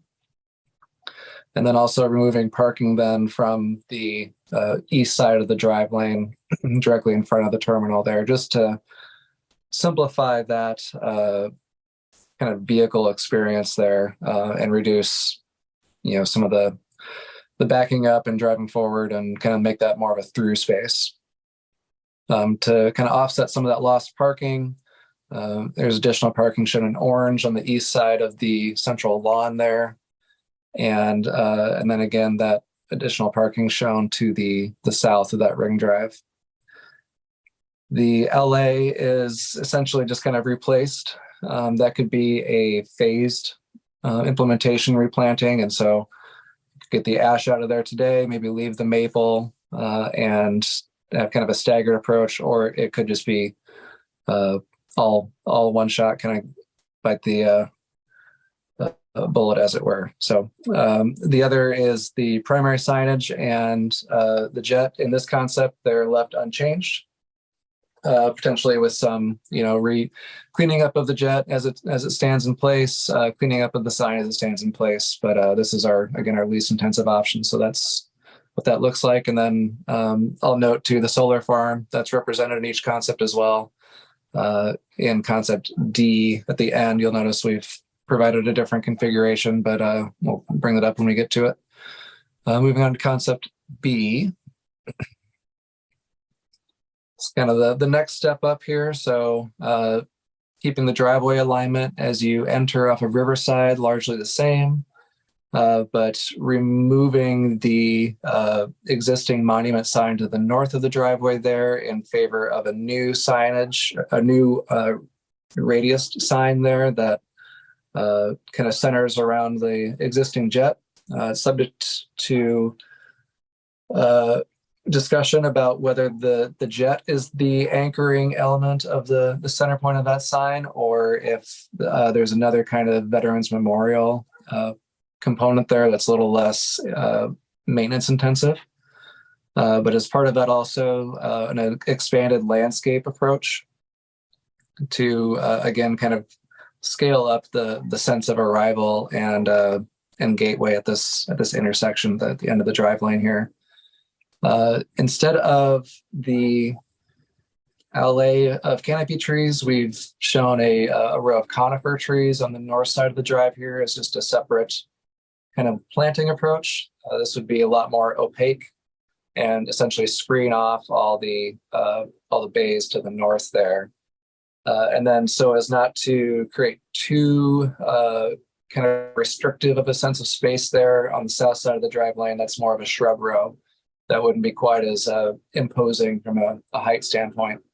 So you come around the circle drive, again, a lot of the features are similar to the previous concepts. New parking on the north and south remains. This concept is showing parking to remain on the west side of that loop drive. Also showing again a drop-off lane directly in front of the terminal. Again, we've removed the parking to the immediate south of the terminal, and then really beefed up the parking on the east side. So that's really the biggest change in these two concepts is essentially tripling the parking that was shown as part of concept A, as far as proposed parking. We'll move on to C. So this concept, again, is just kind of one more variation on keeping the existing pavement largely the same. Reduced parking compared to concept B, but we're keeping the parking there directly south of the terminal. We've kind of shrunk back the parking on the east side of that loop drive in favor of more of a plaza-like experience surrounding the signal tower, and maybe some kind of enhanced landscape amenities there, landscape bed as part of that plaza experience there between the central plaza and the east parking. So this is really, a lot of these different A, B, and C, there's elements, I think, of each that are kind of a la carte that would all match within one another. You'll see here the pedestrian connectivities also kind of represented from the Riverside Drive directly to the terminal here. That's feasible as part of any of these different concepts. The landscape is elongated considerably along that pedestrian route in this option as well. So it goes all the way from Riverside, basically to the northwest corner of the proposed solar farm. Can jump into concept D here, which is a much more kind of looking at it more as a clean slate. Actually realigning the driveway to align directly onto the center of the existing terminal. So as we, again, have these discussions about the architectural response to the building and the importance of that oblique angle, I think we've achieved that oblique angle even in this, or still have that oblique angle still, even with this driveway realignment, because as you drive closer to the building, you are still coming in from the plan north as you turn left towards the terminal. So that perspective will still be preserved, but kind of the long view coming in off of Riverside there, that's going to be focused right down the center. And you can see in the center of that elongated loop drive, some long-term parking, and then to the west of that, some short-term parking. And then we're also be kind of, again, kind of reconfiguring slightly the parking to the north and the south of the existing terminal, just to essentially clean it up a little bit. This option, again, is the one that has a revised solar farm arrangement, and understand that may be an issue. So I wanted to kind of at least bring it up to the group today for discussion about whether that footprint is adaptable at this point, or if this concept essentially is going to be just not work because of that constraint. So I'll stop there, see what you guys think. We can jump to the next slide that shows all four together. I think D does have the problem that the solar farm can't fit that way from everything that we've seen. It's going to have to be bigger than that. So it kind of blocks out D. I think we're looking at hopefully getting rid of Old Jet eventually. Yes. But that's going to take some logistics and some working with the Smithsonian is what I worked with about them finding somebody who wanted one that's made of multiple parts of multiple things for them to for somebody to haul it away. I like adding the extra parking. My concern is on all of those, it doesn't show how to get to the back of the hangars where we have all the extra parking for when we have like movie night or some big event and people come in and park in that big mode area. That doesn't show anything as access to it. I like the idea of having the buffer of trees on the north side of the road. I think I'm not sure having them all be the same trees style might be a problem with the different diseases of things coming through again.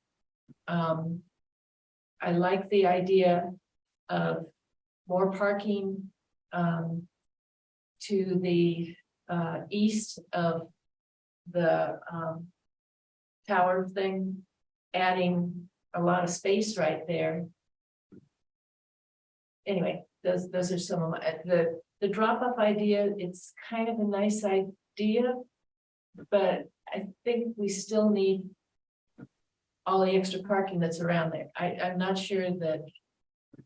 Yeah, parking's a premium for us. I mean, to the point that we paid a not insignificant sum to add spaces, and even some days it still fills. So, parking is king here. I agree with Judy's point about the trees. I don't know. When I come to an airport, I'm not coming to it to mask hangars and planes. I'm coming here to look at hangars and planes. Yeah. So I'm not really married to the idea of having, like pine trees that would obscure the view. I think, I mean, an airport's an airport. It just is. So, I mean, while I'm I like the way you worded it. We have trees that are dying or will die shortly. Maturing was really funny. Yeah. I mean, we do have to do something with those, and they need to be replaced, or something needs to happen. So I like that you incorporate trees in all of your designs, but I agree with Judy's points, especially around disease. It would suck if something that really like the particular pine tree that we happen to plant moved into the area, and then we're back to square one again. And I'm just hearing I'm just hearing something about some diseases that are starting to hit some maples. Awesome. Can't wait. So, that. Can it hit pin oaks? Those drop acorns in my yard all the time. Yes. But yeah, I mean, the disease point is, some diversity there would be helpful. One thing that what I don't think was pointed out is that in all of these options, the beacon and beacon tower is sacred. Yes, and it needs to be. I do, left that way so that any things that we're working around that, any plazas. Yep. And I do appreciate that, not least of all because it's a regulatory requirement. So. But if we could do parking up to it from the east side where we don't have parking right now. Well, I think option C in terms of the parking, the traffic flow and everything, I like that the best. I like the idea of a little plaza on the east side of the tower. That could be expanded into or used as a picnic area or lots of other kinds of things. I think we do need to have parking in front of the terminal, like where you show it in C. There is still some parking there. This isn't a commercial terminal, so we don't need to have a place where taxis pull up and drop people off, and shuttles come and go. So I don't think we want to eliminate parking just to have that kind of thing. Did one of them have a sidewalk out to the main road? All of them. All of them do. All of them do. Yeah. That's great. But I like the sidewalk better on this side of the trees, like on the inside, not right by the road. So which is option C, yeah. Because it's a little more safe. I mean, if they're coming from movie night, they don't have parking in here, and they're parking on the other side of the street. The new area that they're gonna build on the park, they can just walk by and from there to here. But the little ones are not by the road. So maybe not having planting on the south side of the entrance road would give a way to get in there to go. To go park. Yeah, I mean, we've got a gap in the line of trees out there now. It's not like, we're not gonna have tree trunks.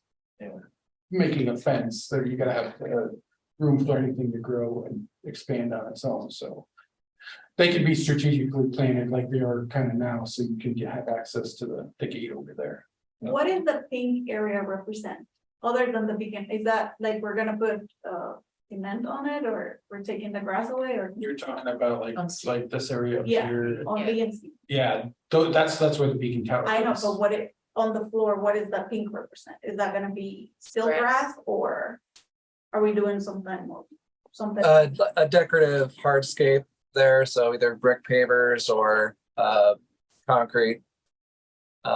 It, fairly, diagrammatic at this point, but that's kind of the materiality there that we're thinking of.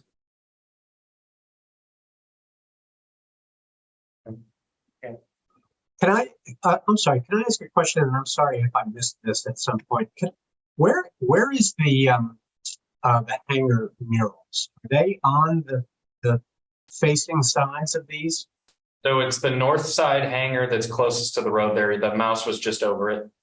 This one? So for closest to the road, like the Furthest outside to road, the right. Riverside, To the right. furthest to the right. Oh, this one. That one, yep. And then it's going north on it, so as you're driving down Riverside, you're looking at the. Yep, length of exactly what she hangar. highlighted. Yep. And then the area that you said people park in for movie night, is that this area or? That's adjacent, that's southeast of the solar panel Move down. array. right Yeah, there. they're right in there. You can see the driving lanes in the grass there. Yeah, Right. So the people come, they drive through here, or how did they get into that? Nope. They drive through the area that has the trees in it now. The main access Yeah. road right there. Yeah. Yeah. Yeah, yes. Yep. So would you like to actually see pavement to the east of the solar farm then to accommodate for parking? No, Okay, just you're just wanting a we just show do opportunity.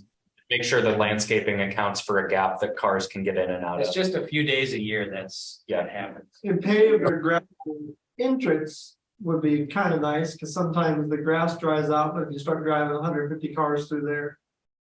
It can be, There is a paved. right now, Yeah. it's just gravel. You know, we can plant some of those sort of perforated blocks, that grass grows through. Have you- Yeah, you can do something like that. It's just something to firm Seen up those a there. lot, like in England. And those make great parking areas and still looks like a lawn. Yeah, that's true. On option B, the trees that you have around the parking, around the beacon, when they mature, would that be shading at some hours of the day, the solar panel? Oh, yeah, I wouldn't want the greenery. Well, they Cause they have like four trees around, The- but I'm just thinking about this. crowd. The sun will Comes come from the south. And more, it'll be like between here and there, so the trees will be on the north end, so it shouldn't impact it Okay. too much. And then another question, is there a way that we could rearrange the trees on the entrance? Or do you guys like that messy area where the airplane is? Oh, the current. Yeah, that, I like whatever the FAA is willing to pay for. okay. I agree, yeah, me too. My list of requirements is very short. I was just thinking, since we're arranging it pretty much everything inside of the other side, is there a way that we can make it more good looking? Yeah, I don't know that we need as much greenery added around for things. That's just more things. I think one of the Take care. reasons that we looked at that is that there were some comments earlier on that when you come in, that the prettiest views of the airport are not the back sides of these hangars, like where there's a container, cargo container over there by the performance lab. And I mean, it was just, can we kind of take the focus away from those areas that are not aesthetically the most pleasing and kind of focus it towards an improved terminal parking plaza area. Yeah, which I mean, I can get behind, but So not staring at the new solar Right, panels. so you just, Yeah. and if hangars, No, if hangars are in need of maybe some, upgrades in terms of that's a good point. from painting, or they're starting to show some signs of needing some upgrades. That We it's have not that the first thing you see when you come in the drive. Can we get that one painted? That is one point, Ryan. I mean, this is my own personal opinion, but we don't want to hide the solar panels. Airports are in a public relations battle to exist as it is. So if we can show that we're, look, we have invested in this green energy, look, we do have these things. I mean, I can't think of a better green energy statement than being able to see that we have solar panels from the road. I think that, yeah, I think that Like, makes cleaning a up big that area difference. would, that would do. Yeah, Yeah, you're not when you wrong. take that out, and have something smaller.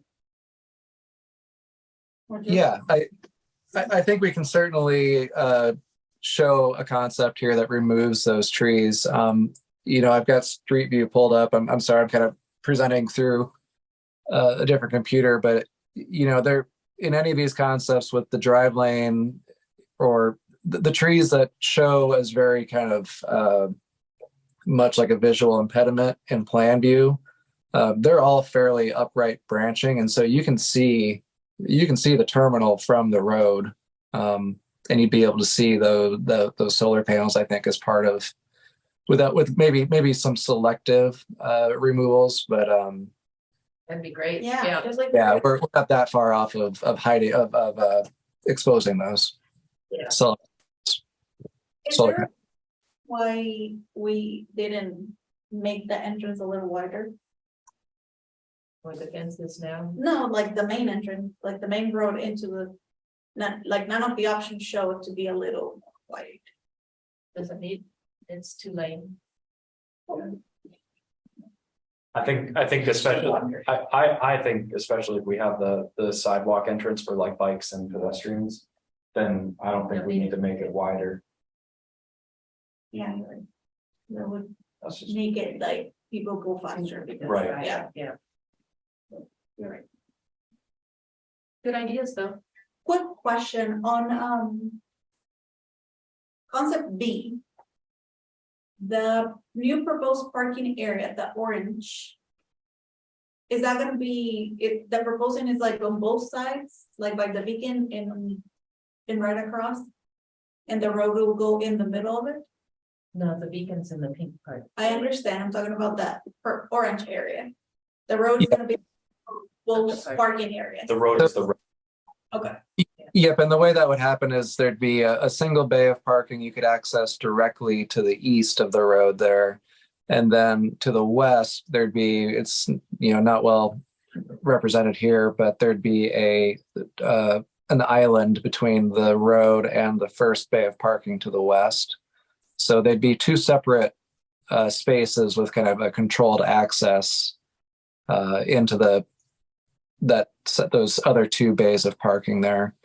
So it won't feel like you're driving through a parking lot. It'll feel like you're driving next to one for the most part. Like that better than C where you've taken some of that away and put the green stuff. I don't that's see kind of people. like a picnic. Well, but we've already got the shelter and the other picnic area. To sit next to a bunch of cars, it just doesn't seem like a picnic area. True. And other cars driving in and out.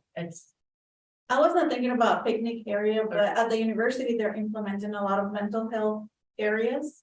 Yeah, And one of the ones that they're proposing is kind of like an outdoor classroom, since you guys have yeah, people that come to receive classes.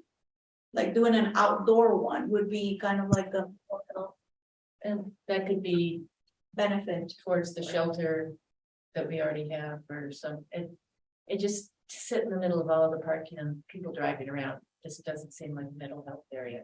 You're making it sound like there's a lot of traffic. Is that it? There is. No. It is. What? Mental ill health. Ill. Yeah. All right. I mean, traffic flows on the day activity, we can have a day where the parking lot, goes from empty to full in about 2 hours. We can have a day where the parking lot stays empty for the entire day. I've never seen that. It does happen, and less often. Well, yeah, the empty parking lot is almost non-existent anymore. We typically have cars out here. I'm assuming that this is all And none of the. automatically heated concrete. But you. No tree. That would be a nuclear reactor. The viewing area itself isn't, because we're not anticipating changing anything over there, we're not really. Including it into. In this part. Yeah, and we're not gonna put trees over there because then they're gonna impact the viewing, well, Yeah, no, the viewing, but also. Thinking the about, but in, Oh, yeah. the in front of it, but like that on, I think. The concept B, they're gonna have like a tree between the ambulance building and the parking area. Yes. There's some areas we could, and even, you know, the species of trees different, you can still have trees that cap out at 10 to 15 feet. Versus, you know, shrubbery, 3 foot, 5 foot shrubbery. So I think that part of, and Ryan, you can. Correct me if I'm wrong in speaking about that, but you know, there's some differences in the type of vegetation you're proposing, especially around the buildings and around the beacon tower versus the driveway. As long as we don't end up with a bunch of leaves that then has to be taken care of. Sure. Oh, yeah, that's a good idea. So Ryan, I think that these are like concept diagrams, like, and part of, I'm looking at the building footprint and it looks so super tiny. Like when we showed our building options, they looked like very like elegant pieces. And now there's like all of these different components in front of it. I think like the next level of detail, like we'll probably try to make one of these options with the different building options. There's going to be a lot of fine tuning, like closer to the building, right? Like with how you treat like, you know, landscaping around the building itself, and maybe, I don't know, start to differentiate pavings. Like, did you have any thoughts about that? Yes, we do. Again, we're starting off high and then as we get into it, because I think some of those will be different based on kind of the different architectural responses that we come to a conclusion on. But I think the geometry and kind of rectilinear nature of the architecture, that mid-century modern, there's ways to kind of repeat patterning, or even just kind of that curvy versus rectilinear geometry in the hardscape, and through those kind of landscape architectural site details that aren't well developed yet to this point, but there's an opportunity for that, certainly. Yeah, just so it all kind of flows together and it's not like, you know, different parts and stuff. Yeah, absolutely. There will be a couple of nice images in these later ones. Maybe I'll just page through while everybody continues to talk. These and mirrors and merges the two, the building and the together, and so that's probably premature in some a lot of details to discuss. That's why I was asking about what our expectations are, because it's like we're getting into the weeds here, and I don't mean to. But I mean, it's your meeting, your agenda, but we're almost at the time. This is interacting on we're literally into the weeds. My brain are in chocolate. No, and We're still up here. some of this stuff will naturally be weeded out depending on what that architectural look comes like. And I think conceptually, collectively, we've already eliminated option D because we can't shrink the footprint of the solar power farm. And using the other parking space or that other green space for repositioning doesn't work, because that was kind of the context of the conversation we had last month. So we're looking at option A, B, and C and running off of those until we get a better feel for what the building is going to do. Yep.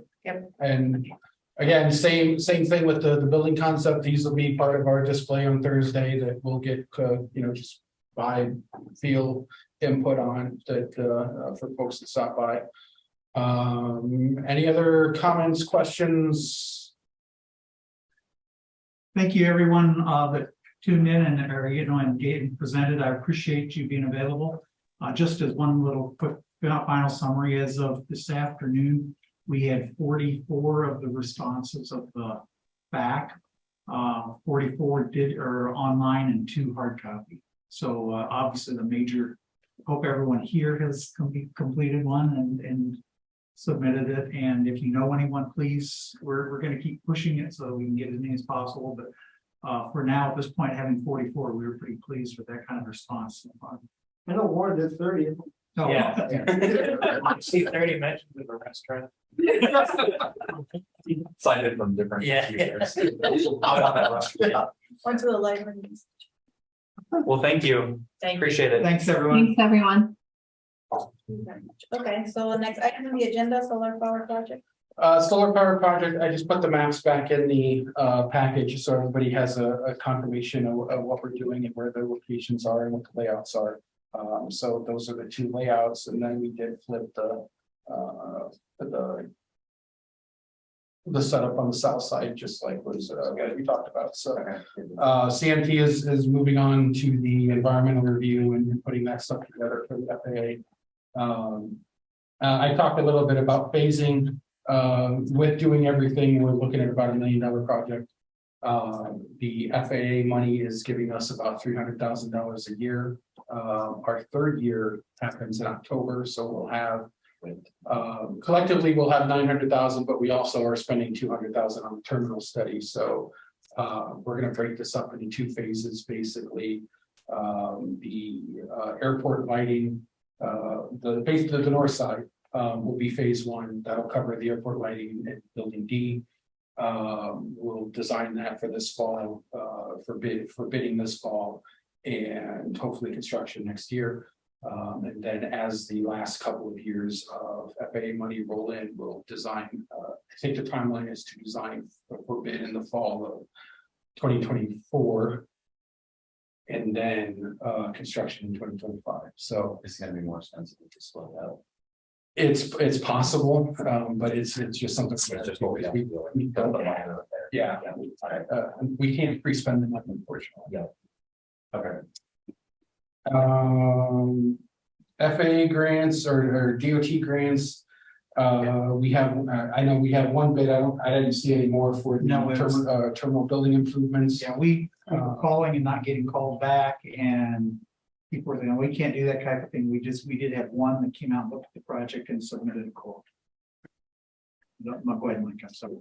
Nope, that's good. That came in at 15,200. So we're going to move forward with that. And Carl has the wayfinding package out the door. That was sent to 15 different sign manufacturers in this part of the state. And those are due back the 29th of August. And part of the reason for the longer period of time for that is because we're going to be in Kansas City for half of the week of the 23rd. So 24 program, again, the Transportation Commission approved the program that the DOT or the Aviation Bureau proposed, and we're not on the list. And, we'll go back and kind of retool projects and go from there. Did you keep the signage or did you set something else? No, I talked about signage. Okay. Okay. Oh, that's the one, okay. And then future projects, I don't really have anything there other than we're keeping track of what's going on right now.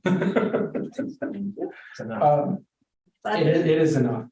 Budget, we went through about a month before we had our first real issue. Our avgas is currently down because right now we think some of the motor on the avgas real blew, and it took out basically the fueling kiosk in that system.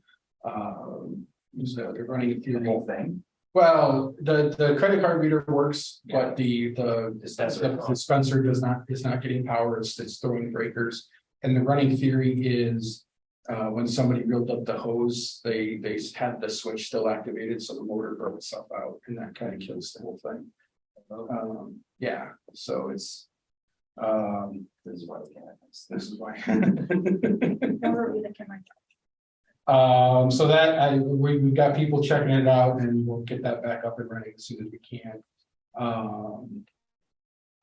Otherwise, that's what we got. Yep, management.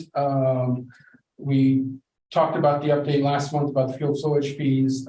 We do have a resolution in the packet to amend the fuel fees that we are charging Jet Air as part of the FBO agreement. Matt's agreed to the terms and signed the amendment. Basically, it takes the current language and makes the adjustments to make everything a total of 15 cents a gallon, up from the current 10 cents, and effectively starts it on September 1st. That way we can just have a clean one to deal with when deliveries happen. Pay for the fuel pump. Always something, Always. always something. It's always. I move that we consider a resolution amending the fixed base operations agreement. Second. Okay, roll call, oh, you haven't. So Bishop, I, Lauren, Aye. Judy, Aye.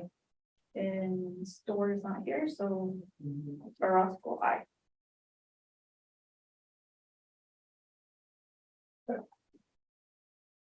Fine. T hanger rates, this is also typically the month we evaluate T hanger rates for the next term, kind of with the fuel fluid fee discussions and internally looking at the rates of everybody around. I am recommending we maintain the rates as they are for a year. Cedar Rapids just basically everybody around us has done the same thing, but Cedar Rapids just did a big jump last year. And they put out like a 5-year plan of how their rates are going to change over the next few years. So with that, yeah, that's my recommendation. Do you propose to do something like that, like a 5-year plan? or- No, just to keep it we'll continue to reevaluate it on Every year. basis, Okay. but for this current term that begins in October, my recommendation is there. All right, I move that we leave the 23-24 hanger, the T hanger rates the same. Okay. You should recuse yourself because yes. Either one of us second, so All all in favor? aye. Aye. And one is- no comment. And, But you're probably pleased.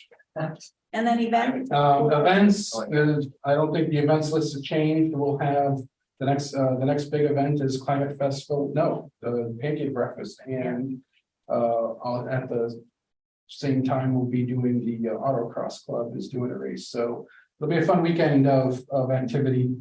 Climate Field Fest will be September, and then our last event of the year is one last autocross event at the beginning of October. Can I make a suggestion? Yes, On the August 27th, yes. is there someplace, at the you're gonna have the autocross, you're gonna have the pancake, is there someplace to put a row of the orange snow fence stuff? So it's obvious, so the pancake people won't go down. Yeah, we'll figure it out. I think that would be. They're gonna be, I mean, so the way, yes, Still, they're gonna see something and wanna go. Well, they wander onto it. I They're mean, stuck. then, Yeah. well, no, nature takes care of itself. Well, I'm just saying, if there's something that it's an obvious, yes, please don't. Oh, well, sure. I mean, Yeah, it's just a suggestion. Yeah. Yeah. when the autocross club uses the airport, they're self-contained, they come in off the Mormon track, they Right. use the south end of their runway. They don't come to You this. can't area. walk. You can't really It walk would be there. really hard to walk there. It's- Well, the good news is with the corn, you can. Right, see can't it, you Right, you'll can't- be able to see it. yeah, with the I mean, you can see it from here, but you can't see it from the ground. Okay, never mind then. Okay. FBO report. Sure. Unless we have a direct show. Regarding extraordinary or- You didn't say it. I forgot. On jet air stuff, maintenance wise, we're just mowing, we're doing all the same stuff, nothing big there. The jet air, this is August, September 21st is Harold's retirement party in Galesburg. So Harold found a jet air 69, and so from a transition standpoint, he is retiring and he's no longer an owner of jet air, but the ownership group has not changed other than that. So anyway, that's that. Other than that, flight training has been busy and no news really to report. Thank you, great. Thanks. Commission member report. What's next month?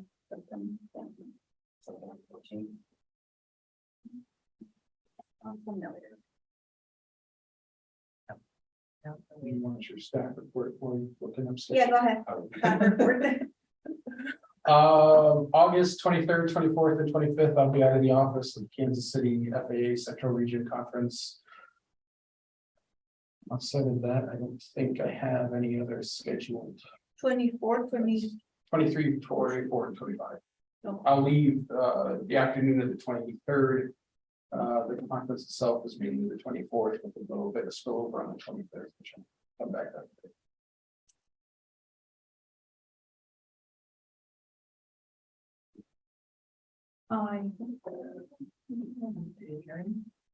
Yes, no commission member report then. Yes. I move we adjourn. I second. Oh, there. All in favor? Aye.